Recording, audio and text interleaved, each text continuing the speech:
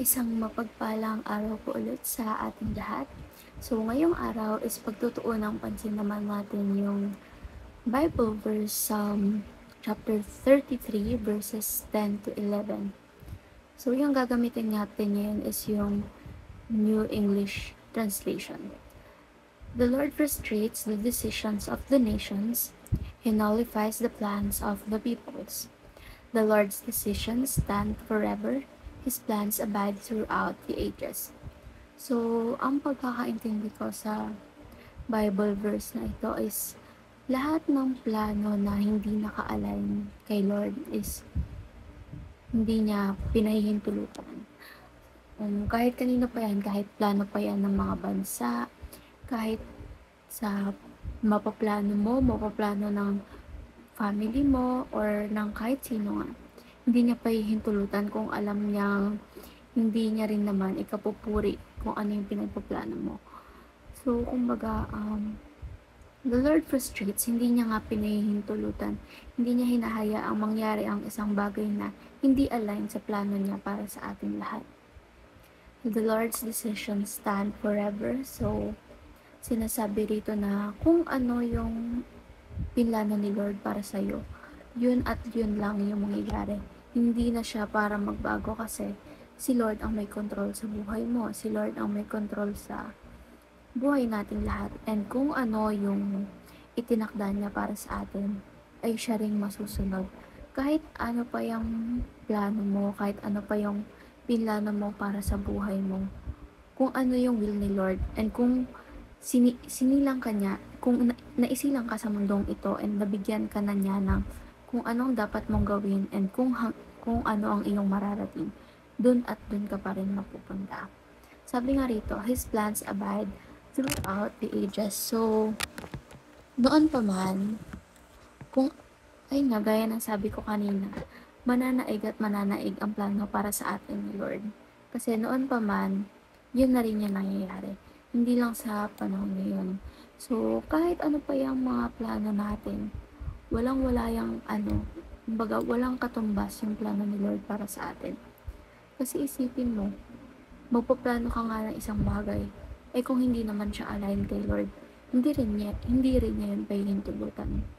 Kaya, as much as possible, wag natin i-waste yung time natin, especially sa youth, na gumawa ng mga bagay na alam nating hindi naman ikapupuri ni Lord. Yung alam nating hindi siya masisihan kapag ginawa natin. Gawin natin yung mga bagay na alam nating align sa plano niya. Let Him, let God, na magplano sa buhay natin na siya yung gumalaw sa buhay natin kasi siya yung nag-create sa atin. Lahat naman tayo, hindi lang sa tao, sa mga hayop, sa mga bagay. Pagdating sa mga bagay, oo, yung mga nabili mo, yung mga bag mo, kung ano pang gamit mo, yung phone mo, kahit ano pa yan, kahit ikaw pa ang bumili niyan, si Lord pa rin ang nag-create niyan. Siya pa rin yung nagbigay niyan sa'yo. So, lahat ng nakikita mo sa mundong to, kay Lord lahat yan ng galing. And kayang-kaya niyang bawiin yan kapag alam niyang hindi mo ginagamit sa tama. Kaya nga sabi, di ba? Si Lord yung may control sa mundo. Siya yung may control sa atin at sa bagay-bagay, sa lahat ng nakikita natin. Kahit pagdating sa mga sitwasyon, lahat naman nangyayari for a reason. And ang trabaho na lang natin doon, ang responsibility na lang natin doon, is to find out why those things are happening.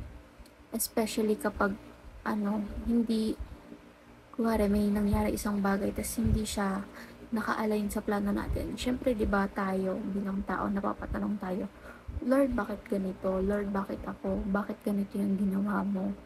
Alam mo namang hindi ganito yung gusto ko.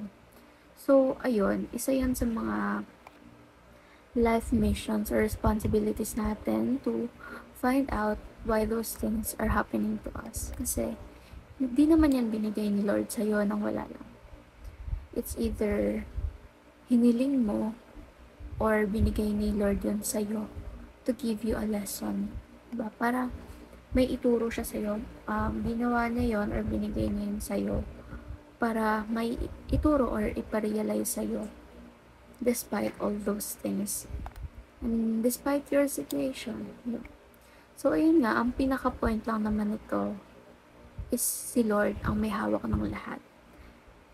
Siya lang yung may control, and yung decision niya, yung plano niya ang mananaig at mananaig. So, proceed naman tayo sa teaching. Number 1, biblical hope helps us focus on God's sovereign control over His creation. So, yung biblical hope, ito kasi yung parang binigay sa atin ni God na pwede nating panghawakan to expect na someday may magandang mangyayari. Yung magandang pangyayari na yun is magtutuloy-tuloy. And if I say magandang pangyayari, it is something related to the coming of God. Babalik siya dito sa atin sa lupa, and mananaig yung presence niya over all the nations. And sabi nga rin dito, that biblical hope helps us focus on God's sovereign control over His creation. So, yung biblical hope na yun, ayun yung tumutulong sa atin na kumapit at mag-focus sa kapangyarihan ni Lord over all things, sa lahat ng bagay na kinreate niya. Dahil gaya nga nasabi ko kanina, tayong mga tao, lahat tayo, at lahat ng bagay na nakikita natin is creation of God. Number 2, biblical hope helps us see the world in God's perspective.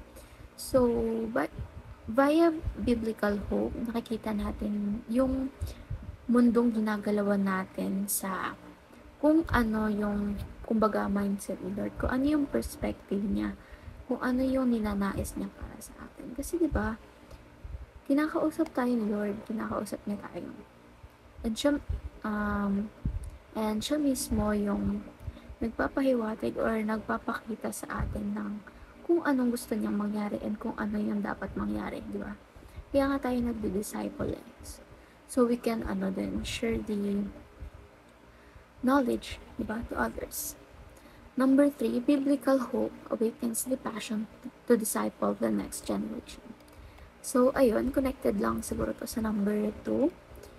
Yung biblical hope is tinutulungan niya tayo na buhayin yung mga puso or passion natin, yung mga gusto nating gawin in order to disciple the next generation. Ayun nga, diba, laging sinasabi sa atin, make disciples of all nations, dahil darating at darating yung panahon na lahat, buong mundo, lahat ng bansa ay magpupuri kay Lord, magdi-disciple kay Lord.